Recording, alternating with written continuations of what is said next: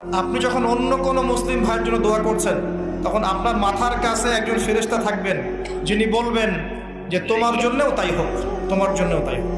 দোয়া করলে লাভ, আপনার ক্ষতি নাই। আর দোয়া করার উপযুক্ত সময়গুলো খুঁজে খুঁজে বের করবেন। যেমন রোজা রাখা অবস্থায় দোয়া করলে দোয়া কবুল হয়। দুই একামতের মাঝখানে, মানে আজান এবং একামত এর মাঝখানে দোয়া করলে দোয়া কবুল হয়। নামাজের ফরজ নামাজের পরে দোয়া করলে দোয়া কবুল হয়।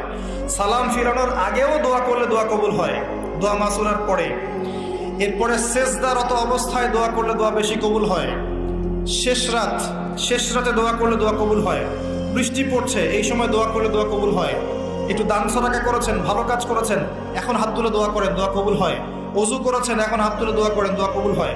অনেক জায়গা আছে দোয়া কবুলের, খুঁজে খুঁজে বের করে দোয়া কবুল। দোয়া চাইতে হবে কেন? নিজের দোয়া নিজে করুন। দোয়া চাওয়া ভালো কাজ, এটা কোনো খারাপ কিছু না, কিন্তু নিজের দোয়া নিজে করতে শেখেন। আপনার যা প্রয়োজন আমি কি বুঝতে পারবো? আপনি যদি বলেন ভাই দোয়া করেন, বলতে পারি বারাকাল্লাহ ফিক, কিন্তু আপনার কি কি দরকার, আপনার মূল চাহিদা কি কি, আপনাকে নিজের ভাষায় আল্লাহর কাছে বলতে হবে। যদি আপনি কোনো মতে আরবিও না জানেন, আরবির কিছুই জানেন না, আমি বলবো আপনি প্রয়োজনে বাংলাতেই আল্লাহর কাছে দোয়া করেন। আল্লাহ পাক সব ভাষা বুঝবেন ইনশাআল্লাহ। আল্লাহ পাক কি সব ভাষা বুঝবেন না? ইনশাআল্লাহ।